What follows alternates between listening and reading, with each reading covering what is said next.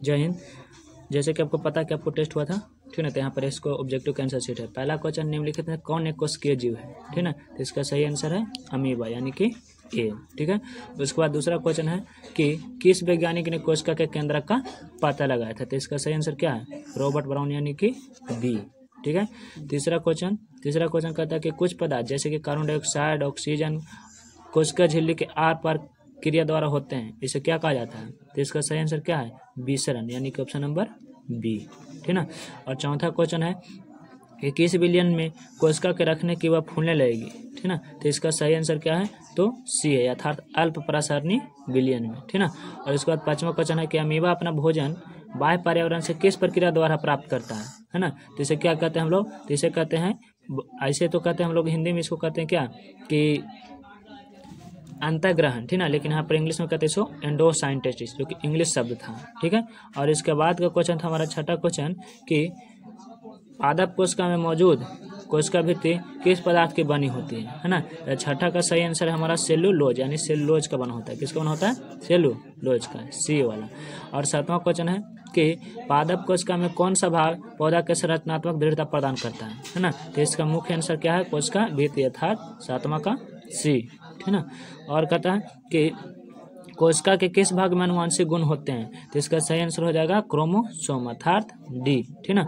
और इसके बाद है कि डीएनए के क्रियात्मक खंड को क्या कहते हैं, तो इसके क्रियात्मक खंड को कहते हैं जीन, यानी कि सही आंसर हो जाएगा बी। और इसके बाद आपका 10वां क्वेश्चन था, ठीक है, 10वां क्वेश्चन कहता है क्या कि वृद्धि एवं जड़, ठीक है, नहीं वृद्धि में तने एवं जड़, तने एवं जड़, यहाँ पर क्वेश्चन है आपको, ठीक है, तने एवं जड़ की मोटाई वृद्धि करने वाला ऊतक है, तो कौन सा ऊतक है, तो पार्श्वविभज्योतक ऊतक है, ठीक ना। और इसके बाद नेक्स्ट क्वेश्चन आता है कि विभज्योतक ऊतक, ये 11 क्वेश्चन, ठीक है, विभज्योतक ऊतक इनमें से किस में क्या नहीं पाया जाता है, ठीक ना, तो इसमें नहीं पाया जाता रसधानी, यानी कि इसका सही आंसर बी, 11 का सही आंसर बी। और उसके बाद ये 12 क्वेश्चन, ठीक ना, 12 नंबर क्वेश्चन कहता है कि पौधे में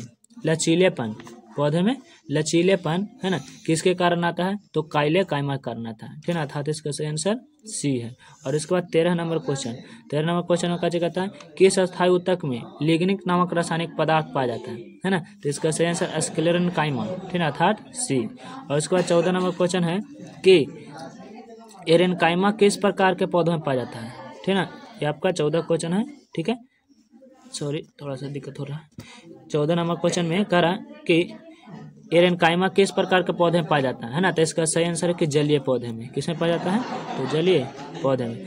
और इसके बाद का क्वेश्चन है कि पत्ती की एपिडर्मिस मौजूद छोटे छोटे छिद्र को क्या कहते हैं, है ना, तो ये आपका 15वां नंबर क्वेश्चन हो गया, ठीक है। 15 का सही आंसर क्या है, तो स्टोमेटा में, किसमें छोटे छोटे छिद्र पाए जाते हैं, पत्ता में रंध्र कहते हैं जिसे, चाहे तो स्टोमेटा कहते हैं। और इसके बाद 16वां क्वेश्चन कहता है कि मरुस्थलीय पौधे के बाह्य एपिडर्मिस में कौन सा जल अवरोधक रासायनिक पदार्थ का लेप होता है, ठीक है ना, तो इसका सही आंसर है कि क्यूटीन। हालांकि यहाँ पर क्वेश्चन में पहले से ही थोड़ा सा टिक लग चुका था, है ना, लेकिन आप लोग ध्यान नहीं दिए होंगे कि टिक लगा हुआ कि नहीं लगा हुआ, हाँ थोड़ा सा हले दम बूंदा ऐसा।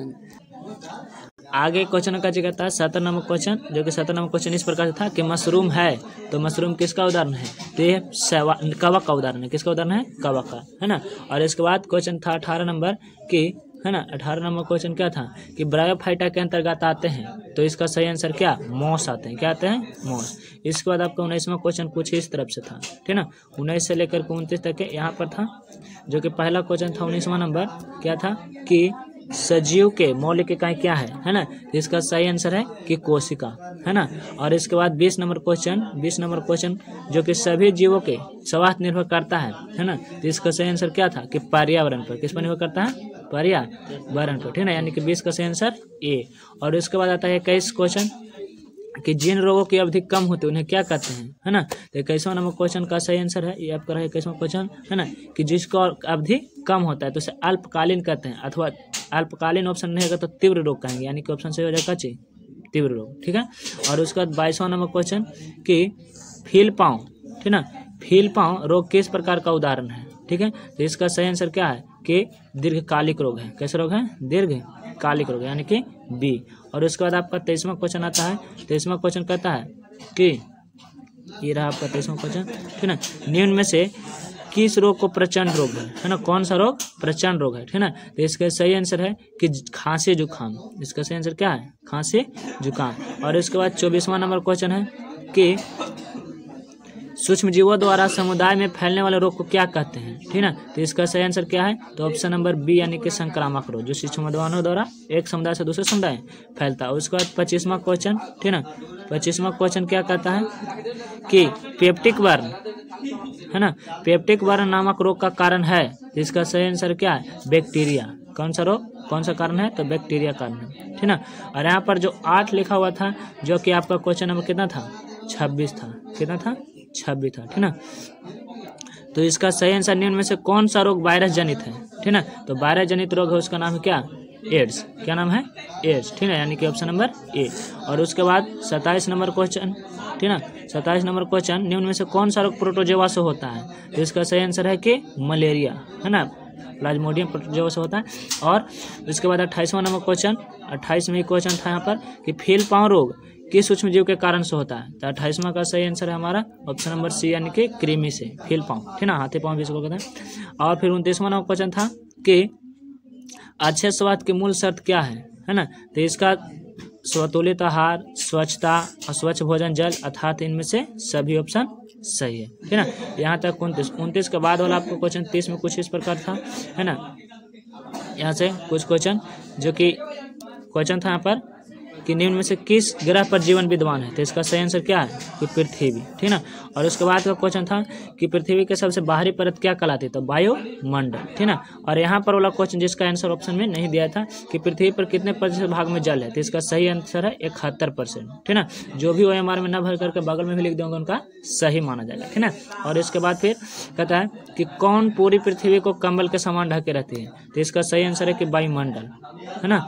और फिर क्वेश्चन कहता है कि जब जीवन सजीव मंडल के घटक हैं, है ना। तो सजीव मंडल के घटक दोनों हैं, जैविक और अजैविक दोनों, अर्थात दोनों, ठीक ना। और इसके बाद कहता है कि निम्न में से कौन सा जैव मंडल का घटक अजैव है। अजैव कहने का मतलब कि जिसमें जान नहीं हो, ठीक ना। तो इसका कहने का मतलब सही आंसर क्या हो जाएगा, जल वाला। और उसके बाद का क्वेश्चन है कि दाल से हमें क्या मिलता है। तो दाल से हमें प्रोटीन मिलता है। और वसा कौन सा रबी फसल है ना। तो रबी फसल कौन सा है, तो इसका सही आंसर कौन है, क्वेश्चन नंबर हो जाएगा हमारा 37, ठीक ना। क्वेश्चन नंबर क्या हो जाएगा, 37, ठीक ना। और इसका सही आंसर क्या हो जाएगा कि रबी फसल कौन सा है, तो चना है। और धान किस प्रकार का फसल है, तो इस सही फसल है कि खरीफ फसल है, ठीक ना। और इसके बाद रबी फसलों के किस ऋतु में उगाई जाती है, ठीक ना, यानी कि 39वां क्वेश्चन, इसका सही आंसर क्या है कि शीत ऋतु में। और पौधा में वृद्धि के लिए सूक्ष्म पोषक तत्व कितनी आवश्यकता होती है, तो 7 होती है। कितनी होती है, 7 होती है, ठीक ना। यहीं पर आपका टेस्ट रिजल्ट खत्म होता है। टेस्ट रिजल्ट क्लास में प्राप्त करें।